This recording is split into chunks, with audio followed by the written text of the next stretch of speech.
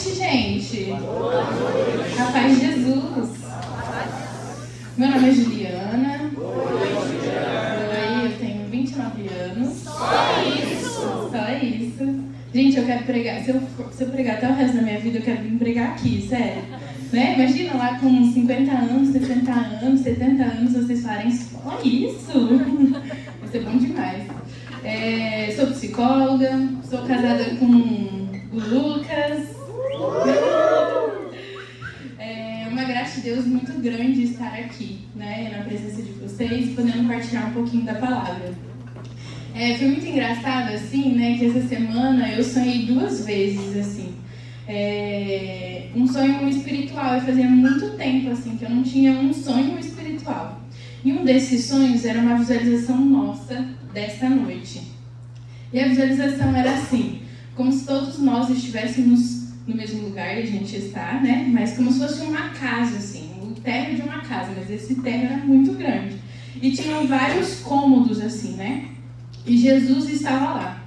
E Jesus dizia só isso, assim, para todo mundo. Eu desejo permanecer na vida de vocês. Eu desejo permanecer na vida de vocês. E enquanto Jesus falava, ia dizendo outras coisas também, depois disso, muitas pessoas tinham medo. Tinham medo de escutar aquilo que o Senhor tinha para dizer e colocar em prática. Mas eu rezei muito depois disso, né? Isso foi de madrugada, eu acordei assim rezando e foi muito bom rezar por isso.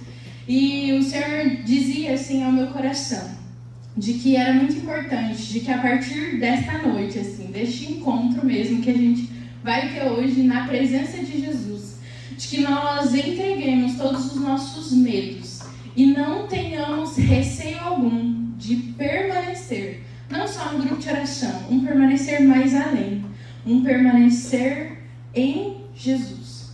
E aí quando a gente vai, né, eu falei assim, mas permanecer, né, que palavra é essa e tudo mais, isso inquietou muito meu coração. Depois eu recebi a moção, né, do núcleo para esse momento e era justamente a mesma palavra. Eu falei, gente, vou pesquisar o que significa essa palavra no dicionário, né? E aí, permanecer no dicionário vai dizer que é continuar sendo, continuar existindo, conservando, ficando, permanecendo com insistência. E quando eu pensava nisso, quando eu preparava esse momento, o Senhor falava muito forte assim ao meu coração. De quando a gente permanece em Jesus, ou seja, quando a gente existe em Jesus, quando a gente é em Jesus, significa que a nossa intimidade com Ele é tão grande que nós passamos a ter uma relação e uma comunhão com Jesus de maneira diferente. E esse é o convite de Jesus para a gente hoje. Para que a gente não só permaneça, né, no grupo de oração, né, permaneça na igreja, mas que a gente permaneça nele. E é difícil começar com um testemunho assim da minha vida, né? Mas o Senhor falava muito forte para eu falar um pouquinho sobre esse testemunho. Eu falei na última pregação que eu estava completando 10 anos de grupo de oração, né? Naquele dia. Foi há uns 2 meses, eu acho. E o Senhor me recordava muito, assim, da minha caminhada, que depois deste dia, né, depois do meu encontro, né, com o Ignis, que alguns vivenciaram aqui este ano, muitas coisas mudaram na minha vida, né? Eu tinha muita vontade de ir para o grupo de oração, eu tinha muita vontade de encontrar a galera no domingo, eu queria ir em todas as coisas, né? Queria ir em todas as festas, queria, né, por exemplo, na festa junina, eu queria ir em todas as missões, eu queria ir em tudo. Nossa, eu fiquei avivada, assim. Só que, com o tempo, as coisas foram realmente acontecendo na minha vida, né? Então, eu não namorava, eu era solteira quando eu comecei, eu não tinha passado no vestibular e foi uma super caminhada, né, para que eu passasse no vestibular. E aí, quando eu me vi, assim, em determinado momento, já fazia uns 2, 3 anos, né, que eu tinha vivenciado, ou seja, uns 8 anos atrás, mais ou menos. E eu já namorava, não o Lucas, mas vocês vão entender o porquê disso. Eu não namorava, eu já tinha passado no vestibular, eu já fazia faculdade de psicologia. E o meu sonho era ir no intercâmbio, assim, era viajar. E eu consegui, né, fazer um intercâmbio, não sei se vocês já sabiam, né, mas eu fui para o Panamá fazer um intercâmbio social. E nesse intercâmbio social a gente ia dar aula de liderança, assim, para as crianças. Então era bem simples, mas era em espanhol, eu não falava nada de espanhol, detalhe. E assim, chegando lá, o lugar onde a gente ia ficar, o líder daquele lugar era um padre. Eu falei, Jesus, gente, se a minha vida um dia melhorar do que isso, não tem explicação, né? Eu estava fazendo um intercâmbio, cheguei no intercâmbio da faculdade, o líder era um padre, eu estava no grupo de oração, né? Comecei a me encontrar dentro dos ministérios e tudo mais, naquela época era do Ministério de Intercessão. E aí, chegou lá no meu intercâmbio, né? Conheci o padre e tal. Aí começou os perrengues, né? Porque a comunidade não tinha água e nem luz. Então eu passava, né, um pouco de fome, assim, porque eu olhava uma criança que nunca tinha comido, né? Tanto daquele jeito porque tinha os missionários, né? Eu não ia comer e ver a criança sem comer. Então eu passava fome, ia dormir para não ficar com tanta fome. Mas de noite eu não dormia. Por quê? Porque era no meio, assim, de um vale, gente, que, sério, não dava para dormir. Ou eu dormia, ou eu, sei lá, se eu dormisse, eu ia ficar com medo de cobra, aranha, essas coisas, porque era tudo aberto. Então, assim, não dava. E foi muito difícil, assim, pra mim, né? E eu tava no meu primeiro ano de faculdade, eu nunca tinha feito terapia. E eu falava, Jesus, pra quem que eu vou conversar? Eu preciso conversar com alguém. E eu não conseguia. Por quê? Porque eu estava num país que ninguém falava a minha língua. E aquilo foi difícil pra mim, porque eu fui engolindo muitas coisas. Quando eu cheguei no Brasil, eu tive uma alergia no meu corpo inteiro, assim. Eu tinha feridas em todos os lugares. Eu não conseguia vestir minha roupa. Eu não conseguia nem mais ir para a faculdade, porque eu precisava colocar roupa para ir para a faculdade, né? Eu não conseguia colocar roupa de tantas coisas que tinha. Tinha toda aqui na minha barriga, no meu peito, nas minhas costas, na minha coxa, em todos os lugares. E eu falava assim, mas Jesus, estava tudo tão bom, né? Eu namorava, eu estava começando a servir na igreja, eu tinha realizado meu sonho, que era ir para o intercâmbio. E aí tudo começou a desandar e eu comecei a questionar a Deus, né? Mas por que eu preciso permanecer, né? E eu lembro que naquele momento, assim, eu duvidei, né, da ação de Deus, eu duvidei da presença de Deus, eu duvidei de ter uma intimidade com Ele. Mas eu permaneci, né? E a promessa de Deus para mim e para a sua vida hoje é de que permanecer. Aquele que permanece, ele recebe graça. E recebe graça em abundância. Aquele que permanece na presença de Jesus é salvo. Então hoje o Senhor deseja olhar para mim e para a sua vida e perceber se existe traços de permanência no nosso chamado e na nossa integridade. E por eu ter permanecido, quando eu cheguei do intercâmbio, eu perdi meu namoro. Eu tava com aquela alergia, eu tava com todas aquelas coisas, mas o Lucas apareceu. E eu não entendia por que Deus tinha me tirado meu namoro, tinha tirado a minha saúde naquele momento e tinha tirado tantas coisas. Mas hoje eu posso dizer assim, que valeu a pena permanecer na presença. Porque hoje, muito mais do que naquele momento, os meus sonhos, muito mais do que os meus desejos, todas as coisas que o Senhor fez na minha vida depois daquele ano, que foi um dos anos mais difíceis para mim, tudo mudou. E as graças que aconteceram na minha vida, eu tenho certeza que se eu permanecer, Ele vai ter muito mais graças para realizar.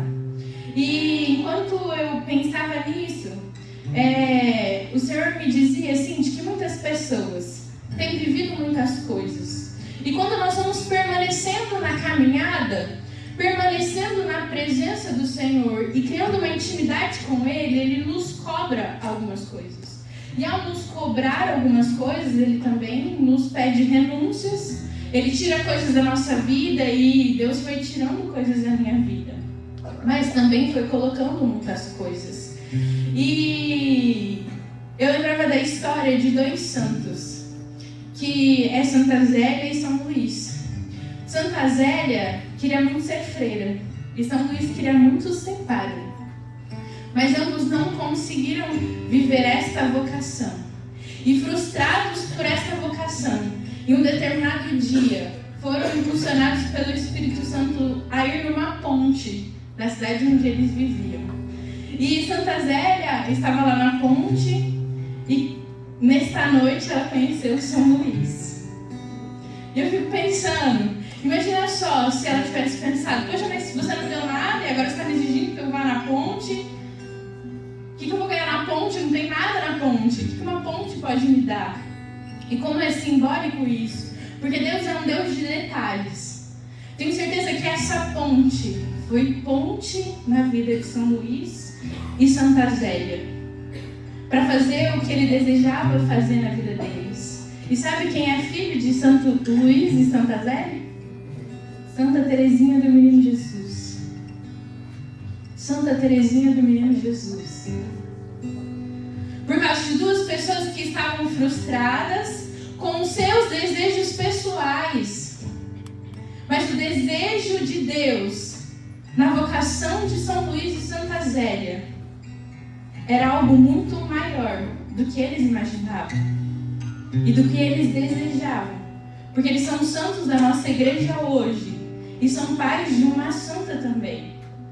É isso que o Senhor deseja na minha e na sua vida nesta noite, de que nós permaneçamos na presença dEle, em intimidade com Ele, para que não só a nossa vocação, mas para que a nossa vida seja fruto da graça dessa intimidade.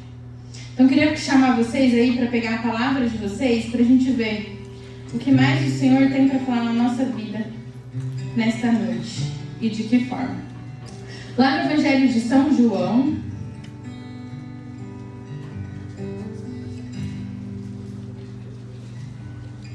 capítulo 15.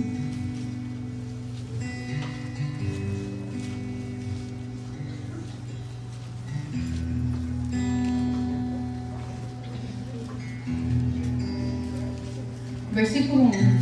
Eu sou a videira verdadeira, e o meu pai é o agricultor. Todo ramo que não der fruto em mim, ele cortará. E podará todo o que der fruto, para que produza mais fruto. Vós já estáis puro pela palavra que vos tenho anunciado. Permanecei em mim, e eu permanecerei em vós. O ramo não pode dar fruto por si mesmo, se não permanecer na videira. Assim também vós não podeis tampouco dar fruto, se não permanecerdes em mim. Eu sou a videira, vós os ramos. Quem permanecer em mim e eu nele, esse dá muito fruto, porque sem mim nada podeis fazer. Se alguém não permanecer em mim, será lançado fora como ramo. Ele secará e hão de ajuntá-lo e lançá-lo ao fogo, e será queimado. Se permanecerdes em mim e minhas palavras permanecerem em vós, pedireis tudo o que quiserdes, e vos será feito.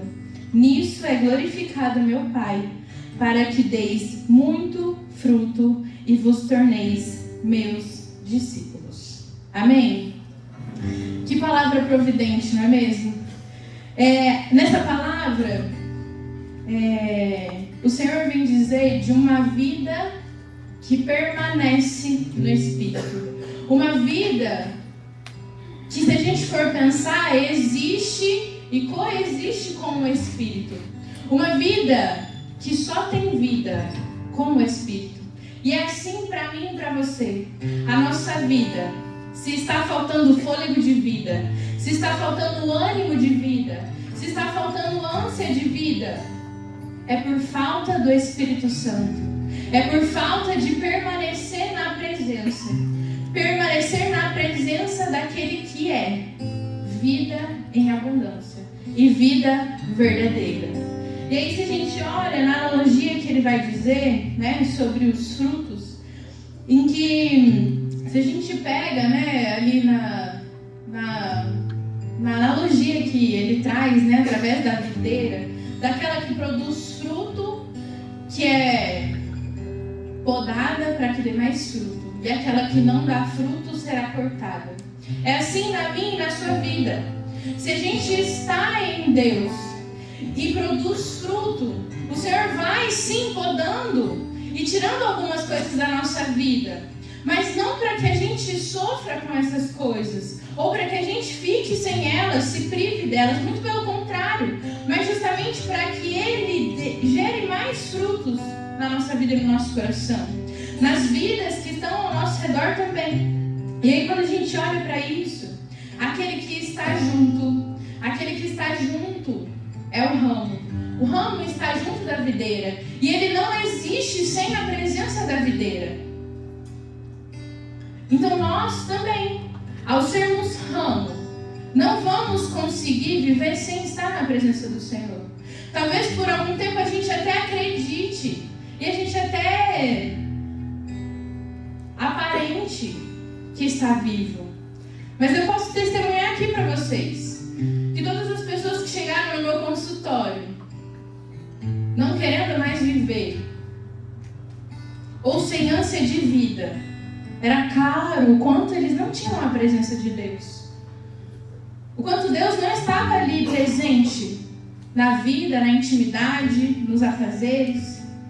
E aí quando a gente entende isso, de que nós estamos unidos para a nossa fé, para a nossa igreja, nós recebemos essa união quando nós somos batizados. É no momento do nosso batismo que a nossa vida passa a ter unidade com o Senhor. Só que aí, como a gente sabe também, durante a nossa vida a gente vai fazendo escolhas. E algumas escolhas vão quebrando com essa unidade. E aí a gente precisa recuperar essa unidade, essa pertença. Porque quando a gente fala de permanecer, é de ser com Ele, é de pertencer a Ele. Ou seja, é preciso que a gente renuncie àquilo que nos afasta. Eu não sei se vocês repararam, mas nessa passagem que a gente pegou, o Senhor nos diz 8 vezes: permaneça em mim. Permaneça em mim e você dará frutos. Permaneça em mim e continue permanecendo em mim e você dará muito mais frutos. Permaneça em mim e tudo que você pedir em oração vos será dado. Permaneça em mim. Feche seus olhos agora. Tente perceber hoje na sua vida. Na sua vida tem tido mais frutos de pertencimento a Deus?